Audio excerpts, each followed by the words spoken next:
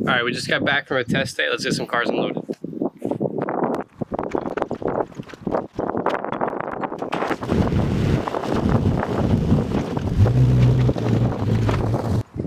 One down.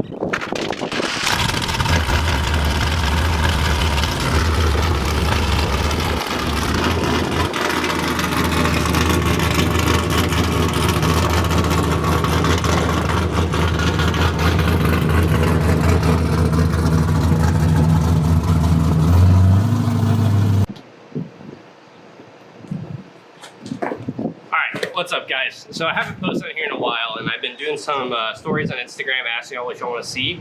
And the biggest thing you guys seem to want to see is an overview of the S14. So I got it here where it's unloaded from a test day, so I'm going to kind of go over that car. But first, I want to go over what we changed on the car since last year. So last year we had a Thompson Motorsports 11.5 to 1, 6.2 liter LS3 in the car, and it made really good power.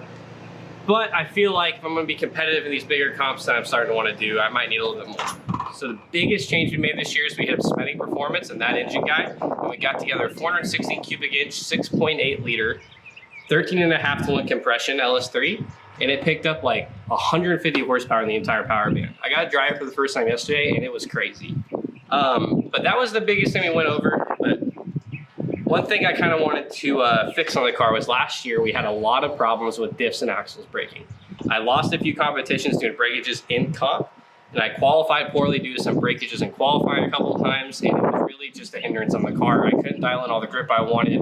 I couldn't drive as hard as I wanted. I was really having to kind of baby the car just to try and get it to not break. So we went ahead and upgraded to Winner's Performance rear end and Wise Fab axles, and after testing it for the first time, it's pretty sick. Yeah, I love it. It makes me have so much more confidence in the car. It makes me feel like I can do whatever I want. But that's the big things that have changed on the car. So what we'll do now is we'll kind of go through the car and I'll explain what all it's already had and what's going to keep on working for us this year. All right, guys, let's start this like little overview deal with the front of the car where all the magic happens. So this is my Smeding Performance 416 cubic inch LS3, like I said. But, you know, I'm not the expert on this. So I did actually take some clips while I was at Smeding because they had me assemble it all. I didn't know what I was doing. I was terrified. But I'll like link that video in the description for you guys so you can go check it out. And in that video, you'll get a lot of like the deeper details of the motor. But I did film a few clips just kind of doing like a little overview on it. So I'll post those now. All right, what's up, guys? It's Jake, and we're here at Smeding Performance. We just put together my new engine for the S14 for this year. The old engine ran really well last year, but we're starting to do some bigger and better things, making the car a little bit faster. So I felt like we need a little bit more power to be competitive this year. So I hit up Smeding Performance, and they agreed to help me out and get an engine built. So I'm here with Jacob today. You might have seen him on YouTube. I'll let him introduce himself, but he helped me assemble it, and it was a really cool process. But I just want to talk to you a little bit about what's actually done to this engine. Hi, my name is Jacob, or that's probably silly. Yep, I'm Jacob with Smeding Performance. I'm the general manager here. You might have seen me on social media or on YouTube as that engine guy. We build high performance V8s as well as crate engines for classic hot rods and muscle cars. Jake reached out to us, seeing if we wanted to collaborate and get him a nice engine put together. And I think we've built kind of a monster. I think you guys are in for a treat on this one. All right, so walk us through kind of like the meat of this motor. Like what's going on with this thing that makes it so cool? A few things. So one, we've got an aluminum LS3 engine block, so it's super lightweight. Going to really help the weight distribution and the weight bias in your car. The heart of the engine is one of our forged 4-inch stroke crankshafts. That 4-inch stroke is going to increase the displacement of this motor and give you a lot more usable and broad torque throughout the RPM range instead of being super peaky at high RPM. So connecting the crank to the top, we have a nice set of forged H-beam rods, and then the crim, what did you say that? And then the treat on this engine are these forged Mahle pistons. These have a 9cc dome, which will give you about 13.5 to 1 compression and just really pound the ground. And then of course we have a custom camshaft to tie it all together and complete the package. Last year, I think I was running like 11.5 to 1 compression. The cam was pretty mild and it was a stock displacement. So I think this bump in displacement along with these crazy pistons is going to make this thing make some really good power. What do you think it might make? Naturally aspirated, there is no reason this thing shouldn't make almost 700 horsepower at about 71, 7200 RPM. And then we also did set it up for about a 250 shot of nitrous. Man. So if 700 is not enough, you've got another 250 on tap to play with. Man, so I can make almost 1,000 horsepower on this engine thing. Yes, sir. That's crazy. All day. It's a little ignorant for not trying to go very fast in a straight line, but I don't know, we'll figure out how to use it, I think. Yep, a little is good, more is better. All right, guys. Well, this is Jacob from Smeding Performance. If you guys have any LS needs, you guys do Fords too? Not modern Fords. Just Gotcha. You guys do diesel stuff? We have a sister company that does diesel, but we're completely kind of separate. Gotcha. It's So, if you have an old Ford or you like LSs, hit up Smeding Performance. Jacob can get you taken care of. They're awesome guys, super cool, super good quality stuff. They make good motors that'll last. They make a bunch of power. Highly recommend you guys hit them up. All right, so we're putting the top of the motor together. This is Shay from Smeding Performance. He's helping me do that. So walk me through what we're doing here with this this clay. Yeah, so I basically installed clay, installed a set of lifters here in cylinder 1, torqued, well, fairly torqued, snugged up, a cylinder head on this side of the engine with the head gasket as if it were going to run, and I've rolled the engine over so we can see how close the intake and exhaust valve are going to come to the piston. In this particular instance, looks like we have miles. You can see where it barely even touched right here, and that's probably just from the cylinder head. The valves are not even close. So looks like we're good to go ahead and assemble, and initial check. Let's keep it going. Yep.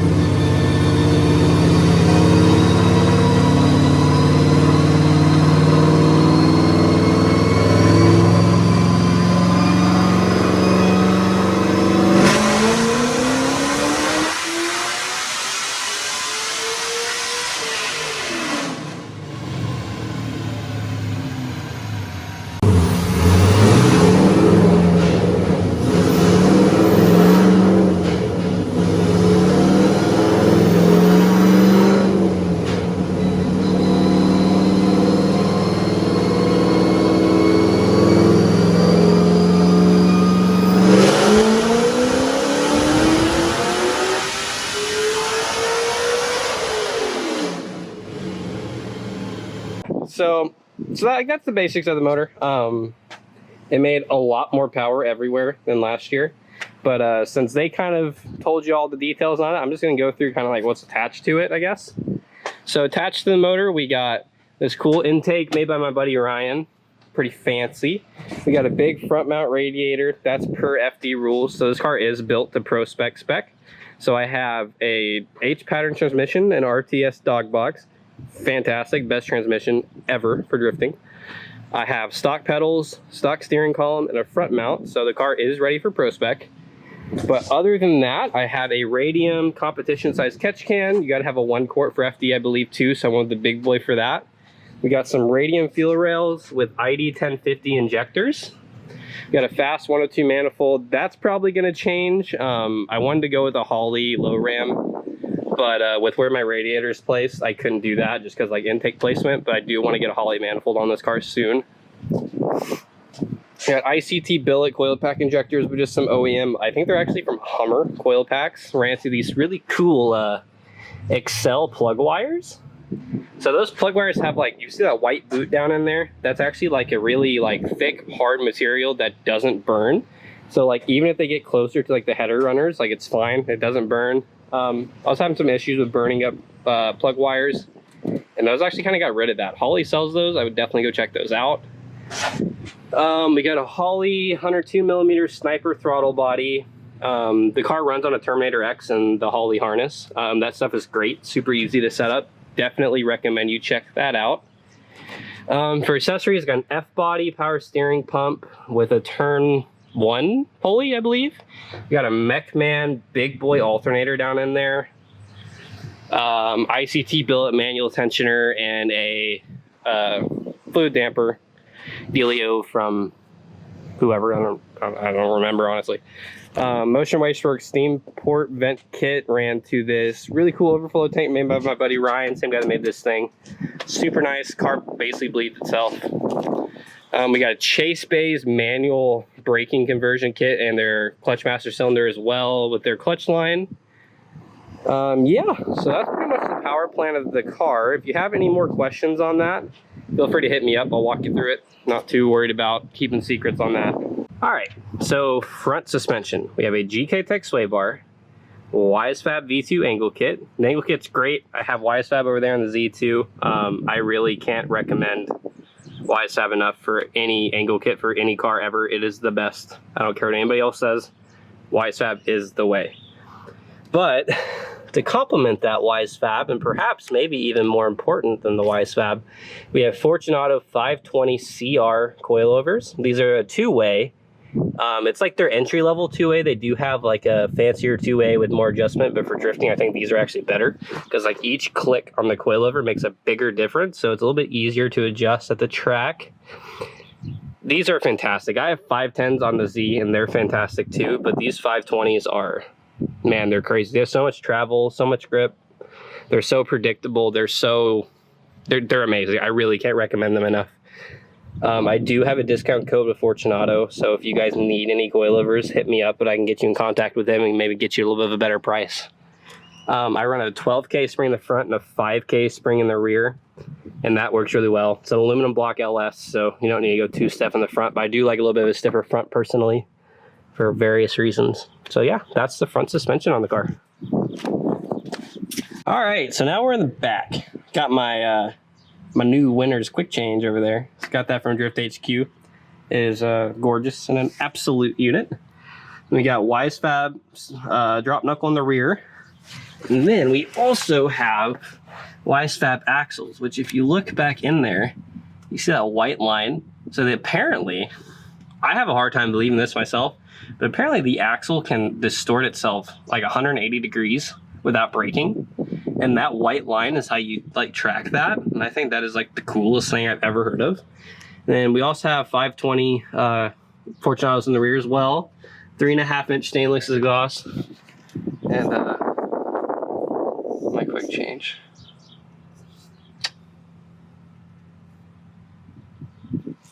All right, so back up top, we got a Radium 10-gallon fuel cell. Got one of their filler necks and their fuel filter kits. This stuff is fantastic. The fueling system of this car has literally never had a single problem. I have one lift pump and 2 intake pumps, and it is beautiful. It is absolutely fantastic. If you're building a race car, Radium really is the only way to go for fueling. I don't care if it's drifting, road racing, drag racing, anything. Just save yourself the trouble and get Radium. It is the absolute best stuff out there. As far as the fabrication stuff in the back, I actually did that myself. And I don't know what I'm doing, really. I just kind of like took some inspiration from cars I saw in FD and like at SEMA and stuff. So I got like my truck mount here. I got like an upper strut tower support deal that goes all the way across. Yeah, so it's like strut tower to strut tower. Truck mounts off of that. It's pretty cool. And I built like some down bars to brace that. Then like the crash structure, I did like 1 3/4 super thick wall tubing from frame rail to frame rail for bracing. And I did like roll cage 1.5 inch 0.5 tubing for like the frame to frame bash bar. And I got like these little thin walled, super flimsy wing dealios on the side. So if I run into a wall, like hopefully those bend first and then the bash bar bends and doesn't like tweak the chassis. That's the thought anyways. So far it's worked pretty good. Haven't had any problems. Pretty simple, pretty neat.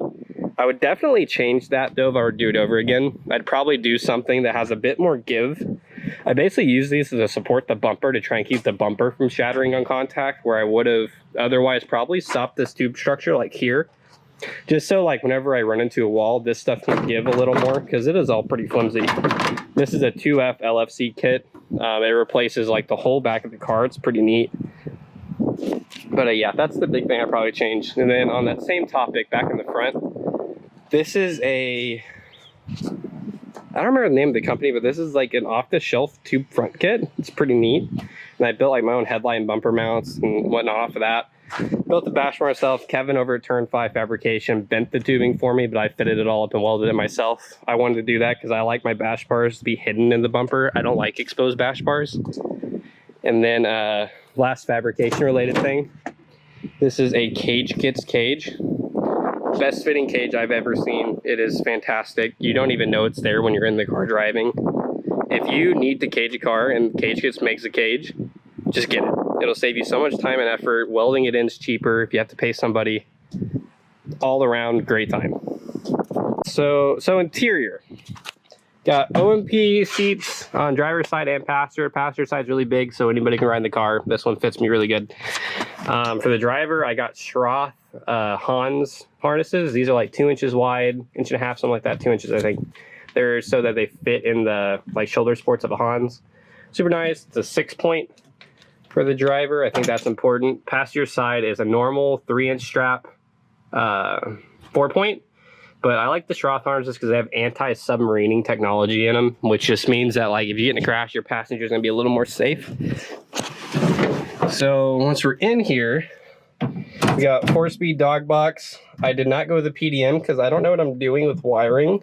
I wired this car myself, so I just kind of winged it with some switches and relays, if that made sense to me. Got ASD hydro handbrake, Nardi wheel, and Holley dash. Like I said earlier, this car is ran on a Terminator, so that makes things really simple. Got factory pedals. I got a chill out system. This is the same thing that I think Taylor Ray runs. I found it from him. Basically, these plug into your shirt, and then the system is like a refrigerator, not an ice box. So most cool shirt systems are like an ice box that just kind of runs cool water through your shirt, but once the ice melts and your water gets warm, no more cool shirt. So this is like a refrigerator in the sense that like I have like a little controller right here that I can set the temperature on, and it self-regulates to whatever temperature I set it at. So I can have it running at 30 degrees or 70 degrees, 80 degrees, whatever I want. I like that better because it doesn't like shock the body as much. Like, I don't know if you've ever been hot and jumped into like a cold pool, but like it takes your breath away and it's like kind of not that comfortable. So I usually set it like 65 degrees and it just keeps me comfortable on grid. It's fantastic. But I mean, yeah, I got a Chase Bays hydro line kit, pretty simple stuff. A big duck clip carbon dash. I didn't know they even made stuff for S chassis, but I actually have their trunk too, which is kind of cool. Durable, cheap. Well, not cheap, but like cheaper. I mean, yeah, that's kind of it. Car's got full fire suppression system. And that's kind of it for the car overview. Oh, I'm on Accelera tires from Tire Streets. They're 100 Treadwear 285s in the back and 235s in the front. I do a lot of stuff with them. I do a lot of group buys. I really love what they do for drifters. They've kind of made drifting like obtainable for a lot of people again. Their retail prices might seem kind of high. I acknowledge that fully, but if you can get some of your friends together or like hop on one of my group buys, we get tires for like pre-COVID prices, which is like pretty much unheard of nowadays. So I really love what Tire Streets does for everybody in that sense. That's why I stick with them. The tires are great. They're, in my opinion, the best tire for like grassroots, pro-am stuff. Yeah, can't recommend anymore. If you want some tires, hit me up. I might be able to get you set up. But other than that, I just kind of want to talk about like what we're going to be doing this year. So I'll get y'all set up somewhere. All right, so basically, I've been running Lone Star for a while. I'm not going to be doing that this year. I kind of want to try and level up my driving, and to do that, I need to go to bigger and better competitions. So that's things like Riverside Drift, Mayhem Makers 10K events, Holley LS Fest. I want to go battle the best people I can. I started to do that last year, but I was still like running a season of Texas Street Legal in the Z, and that stuff just doesn't really seem that feasible to me anymore. I love the guys down at Lone Star Drift. They're the best grassroots series out there in my opinion. But I think it's just time for me to move on to bigger, not better things, but bigger things. Better drivers. You guys down there are great. Some of the best grassroots drivers in the world, but I want to go battle good drivers and like FD cars and that kind of thing. So this year I plan to run LS Fest Texas, LS Fest Bowling Green, both Riverside 50Ks, and I'm also going to do another season of Full Lock Drift Pro-Am. That series seems to have leveled up. I missed round 1 due to some issues getting the car running again. It was the first time I didn't kind of take that in my own hands, and for once it actually kind of backfired on me. But that's neither here nor there. I missed 1 round of Pro-Am, but I'm going to do the other 3. I'm going to do those other events, and that should allow me to have a chance to win some money and battle the best drivers and the fastest cars I can outside of FD. And hopefully, the hope is that I do well enough in those to be able to attract sponsors and be able to make FD obtainable next year. So, I mean, I am not great at this YouTube thing yet. I feel like I'm kind of awkward on camera. I feel like I ramble, and that's how I kind of get through them. But I want to get better at it. I want to do more of this. I want to show you guys everything you want to see behind the scenes at events. I've gotten a lot of requests for in-car cameras, so I'm going to go get a few more GoPros, make sure I have those set up for you guys at events.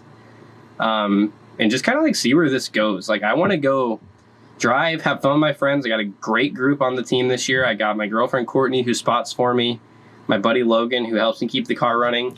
And then I also made a new buddy, Dustin, who helps me kind of get the car set up and just keeps everything kind of running together throughout the event. And they're going to be great this year. I'll introduce y'all to them more. You guys might have met Logan already. I know a lot of you that know me in person probably have. But I'll introduce you guys all of them as time goes on. I'm going to try to get more in-car video. I'm going to try and do more behind-the-scenes stuff.